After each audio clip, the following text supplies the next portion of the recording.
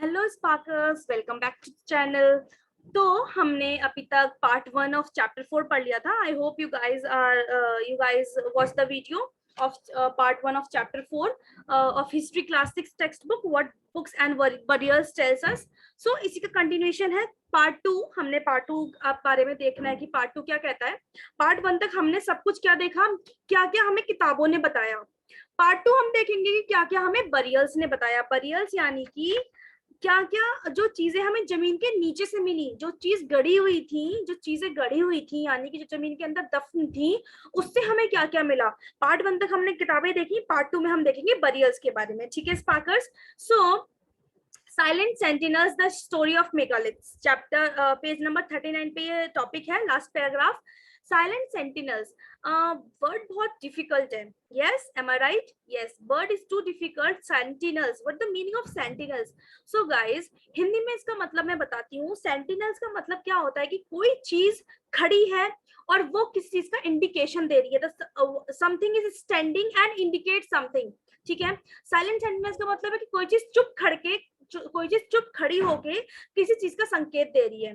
तो वो चुप क्या खड़े हैं, उसी के बारे में हम देखेंगे। तो चुप यहाँ पे खड़े हैं बड़े बड़े स्टोन और बोल्डर्स, जिन्हें कि हम मेगालिथ्स कहते हैं। Megaliths are the big stones. जो बड़े स्टोन्स होते हैं ना, मेगा मीन्स बड़ा एंड लिथ्स मीन्स स्टोन।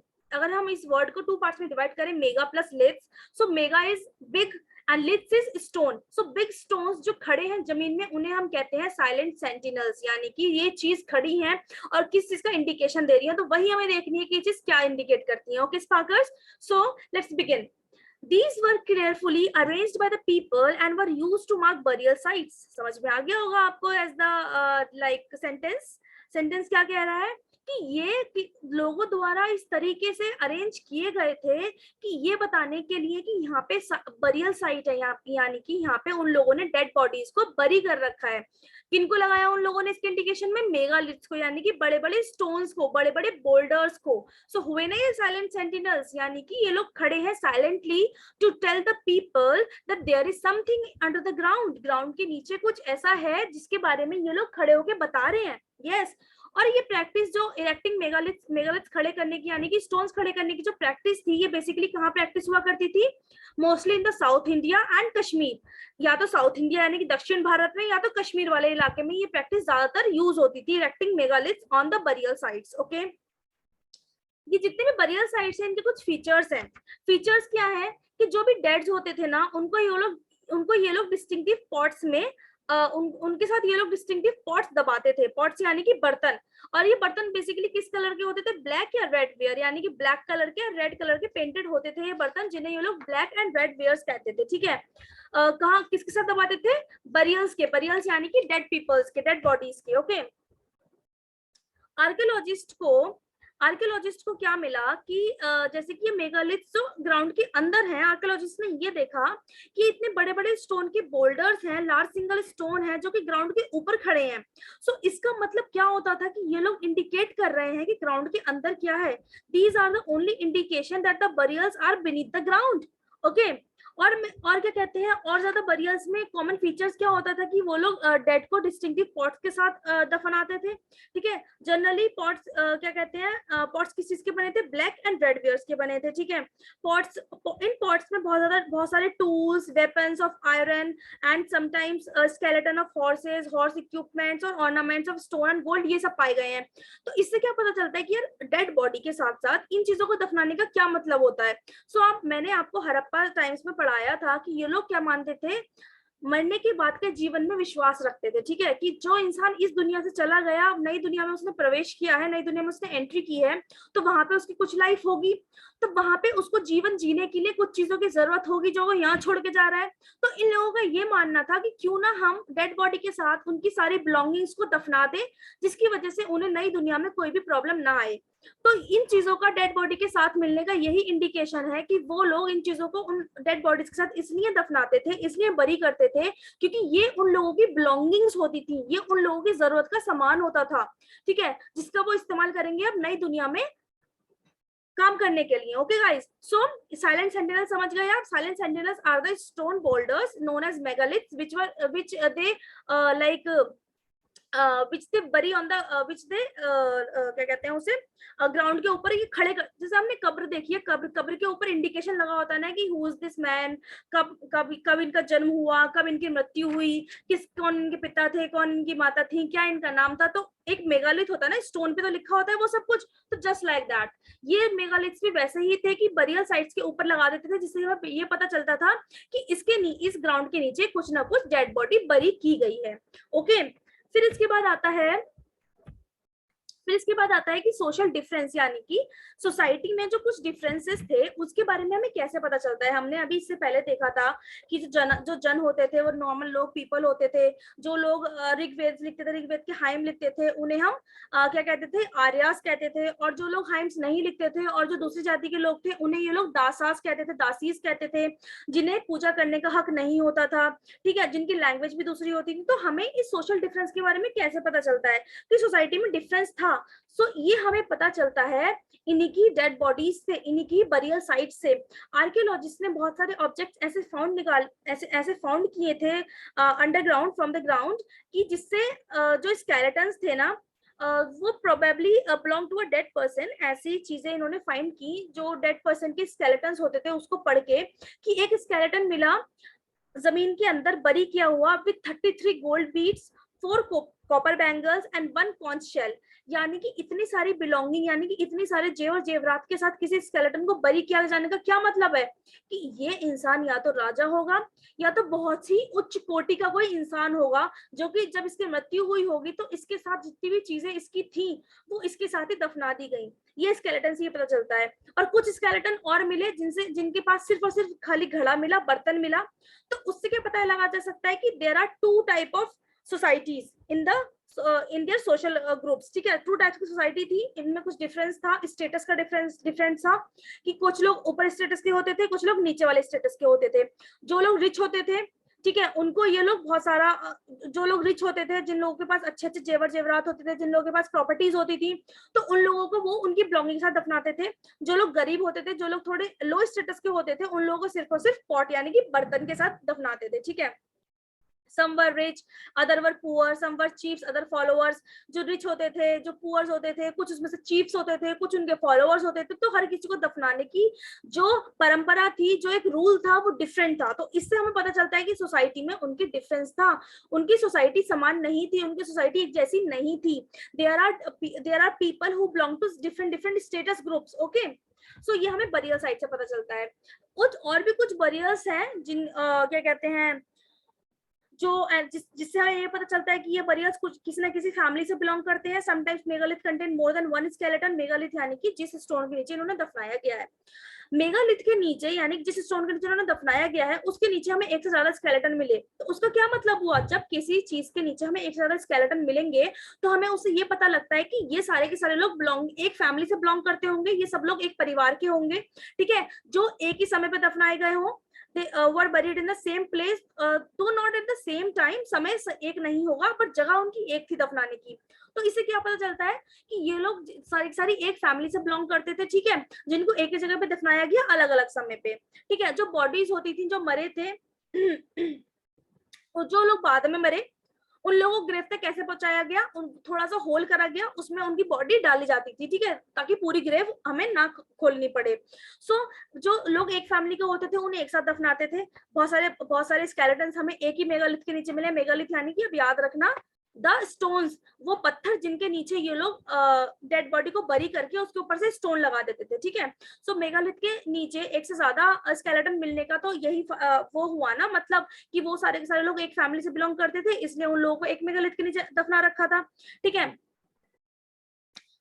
ये स्टोन्स और बोल्डर्स किस तरीके से बिहेव करते थे। These stones and boulders served as the sign post यानी कि ये बताते थे, ये इंडिकेशन देते थे कि there are some burial site beneath the stone. Stones के नीचे कुछ बरियल साइट्स हैं। ये मेगालिथ इसलिए यूज होते थे। ओके गाइस, सो अब एक केस स्टडी पढ़ लेते हैं इनाम गांव की। इनाम गांव पे एक बहुत स्पेशल तरीके का बरियल मिला, यानी कि बहुत एक स्पेशल तरीके का हमें डेड बॉडी दफन हुई मिली। इनाम गांव कहाँ पे था, इनाम गांव एक साइट थी रिवर घोड़ के नीचे। रिवर घोड़ is the tributary of river Bhima. River Bhima की एक ट्रिब्यूटरी है रिवर घोड़। रिवर घोड़ के किनारे इनाम गांव नाम की एक एंशिएंट साइट है, ठीक है। माना जाता है कि ये साइट 3600 से 2700 साल पुरानी है, यानी कि 3600 से लेके 2700 तक पुरानी साइट है ये। इसमें एडल्ट्स को दफनाया जाता था ग्राउंड के नीचे सीधा लेटा के, और उनका जो हेड होता था यानी कि उनका जो सर होता था मरने के उपरांत, मरने बाद उनका जो सर होता था वो नॉर्थ की साइड कर दिया जाता था, यानी कि जो उनका सर था, जो उनकी सर की डायरेक्शन थी वो टुवर्ड्स दी नॉर्थ हुआ करती थी, ठीक है। कुछ कुछ बरियल्स घर के अंदर भी होते थे, यानी कुछ कुछ ये लोग घर के अंदर भी दफनाते थे। कुछ लोगों के साथ वेसल्स रखते थे, जैसे कि मैंने आपको बताया ये लोग मरने के बाद वाले जीवन में विश्वास रखते थे, तो कभी भी अकेला नहीं दफनाते थे इंसान को, उसकी बिलोंगिंग के साथ दफनाते थे, ठीक है। वेसल्स रखते थे, वेसल्स में बेसिकली फूड वाटर रखते थे मरे हुए इंसान के साथ, डेड इंसान के साथ, ठीक है। एक बरियल हमें क्या मिला है कि एक आदमी को बरी कर रखा है बहुत ज्यादा बड़े एरिया में, जो कि जिसमें जिसमें 4 इन्होंने घड़े रख रखे हैं, एक बड़े से कोर्टयार्ड में, एक बड़ा से मैदान में, जिसमें 4-5 कमरों का घर है, और उसके बीच में ये बरी कर रखा है, ठीक है। तो इससे ये पता लगाया जा सकता है कि ये जो हाउस था, ये जो घर था, वो बेसिकली इसी आदमी का होगा जिसकी यहाँ पे हमें ग्रेव मिली है, ठीक है। और उसके साथ इतनी सारी चीजें रखने का मतलब क्या है कि सारी की सारी चीजें ये इसको बिलोंग करती होंगी, सारी की सारी चीजें ये इसकी होंगी। और इसी घर में हमें ग्रेनरी मिली है। Granary is a type of a store house which is used to store the grains. जो भी हमारे एक्स्ट्रा अनाज होता था, जो भी हमारे एक्स्ट्रा ग्रेन्स होते थे, ग्रेनरीज में वो लोग उसे स्टोर करते थे। तो इनाम गांव में हमें ग्रेनरी भी मिली है, ठीक है। बॉडी जो होती थी वो क्रॉस लेग पोजिशन में होती थी, यानी कि आलती पालती मार के बैठे हैं आप, आलती पालती मार के बैठे हैं ना, उस पोजीशन को कहते हैं क्रॉस लेग्ड पोजीशन। जो आलती पालती मार के बैठते थे, तो ये लोग जो डेड बॉडी रखते थे ना, तो उसकी भी आलती पालती मरवाते थे, यानी क्रॉस लेग्ड करते थे उसकी पोजीशन को, ठीक है। कौन लोग? इनाम गांव वाले लोग। Okay guys, understand? सो अब देखते हैं कि इनाम गांव के बारे में हमने पढ़ा, तो हम ये भी तो जानेंगे कि इनाम गांव के लोग करते क्या है। इनाम गांव के लोग करते क्या है, ऑक्यूपेशन क्या है इनाम गांव के लोगों का। सो आर्कियोलॉजिस्ट ने ये फाउंड किया कि इनाम गांव में हमें बहुत तरीके के अनाज, बहुत तरीके के हमें जानवरों के अवशेष, यानी कि बहुत तरीके के हमें ये लाइक फाइंडिंग्स हुई हैं, बोन्स हुई हैं, बहुत सारे तरीके के जानवरों की, बहुत सारे तरीके के फ्रूट्स मिले हैं, ठीक है। जिससे हमें ये पता चलता है कि इनाम गांव इज वेरी डेवलप्ड साइट। इनाम गांव एंशिएंट टाइम की बहुत ज्यादा डेवलप्ड साइट हुआ करती होगी, क्योंकि इतनी सारी चीजें मिलना एक जगह पे, तो उसका मतलब तो यही होता है ना कि यहाँ के लोगों को ये सब चीजें करनी आती हैं, तभी तो यहाँ मिली है। जैसे कि सीड्स मिले हैं, व्हीट के, बार्ले के, राइस के, पल्सेस के, मिलेट्स के, पीस के, सेसम के। सेसमी सीड्स आर द तिल के तिल, ठीक है। सेसमी सीड्स जो होते हैं वो तिल के सीड्स होते हैं, जिन्हें तिल कहते हैं। सफेद तिल और काला तिल, 2 तरीके के तिल होते हैं, उसे इंग्लिश में सेसम कहते हैं, ठीक है। सेसमी सीड्स मिले हैं, मिलेट्स यानी कि मोटे अनाज मिले हैं, व्हीट, बार्ले, राइस, पल्सेस, तो इतनी सारी चीजें मिली है हमें इनाम गांव से। बोन्स मिली है बहुत सारे एनिमल्स की। कौन कौन से animals? cattle, buffalo, goat, sheep, dog, horse, ass, pig, sambar, spotted deer, black bug, antelope यानी कि बारहसिंगा, hare, mongoose, birds। और बर्ड्स कौन कौन सी मिली है? बहुत सारी बर्ड्स मिली है, क्रोकोडाइल्स मिले हैं, टर्टल्स, क्रैब्स, फिशेस, इन सब चीजों की हमें बोन्स मिली है इन सारे एनिमल्स की। तो इससे हमें क्या पता चलता है कि ये सारे इनकी जीवन शैली में यूज होते होंगे। जैसे कि इतने सारे तो ये लोग अनाज उगाते थे, तो उन्हें बेचते होंगे, खाते होंगे, रखते होंगे, ठीक है। इतने सारे लोगों के पास एनिमल्स थे, तो इसका क्या मतलब हुआ कि ये लोग इन एनिमल्स को पालते होंगे, ठीक है। और फ्रूट्स कौन कौन से मिले हैं? बेर, आंवला, जामुन, डेट्स यानी खजूर, और बहुत सारे टाइप की बेरीज यानी कि वो वाले फल जिनमें बेरीज आपने देखी होंगी। मैं क्या बताऊं, आपने वो देखा है, चेरी देखी है। और जो बेरीज यानी कि यार मैं कैसे बताऊं, जो छोटे छोटे गुच्छों में, हाँ बेरीज, जो फ्रूट गुच्छे में होता है ना, उसे कहते हैं बेरीज, यानी कि जैसे कि अंगूर। यस, बहुत दिन में एग्जांपल याद आया गाइस, अंगूर, ठीक है। अंगूर is a kind of a berry fruit. So इतने टाइप के हमें फ्रूट्स मिले हैं, इतने टाइप के हमें एनिमल्स मिले हैं इनाम गांव से, इतने टाइप के हमें बोन्स मिली है, इतने डिफरेंट टाइप के एनिमल्स की, इतने टाइप के हमें ग्रेन्स मिले हैं, क्रॉप्स मिली हैं, ठीक है। तो इससे क्या पता चलता है कि इनाम गांव basically was a very developed site of the ancient times, ठीक है।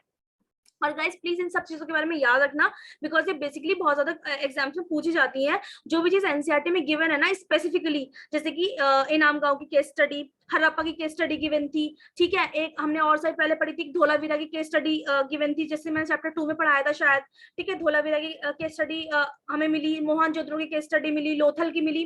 तो जो भी टर्म्स या जो भी स्टडीज या जो भी हमें साइट्स के बारे में एनसीईआरटी में गिवन है, वो तो हमें बहुत अच्छे से रट्टा लगाना है, ठीक है, क्योंकि वो पूछने के बहुत ज्यादा चांसेस होते हैं क्वेश्चंस में, एग्जामिनेशंस में, ठीक है। क्वेश्चंस में बहुत ज्यादा पूछने के चांसेस होते हैं जो भी एनसीईआरटी में मेंशंस है।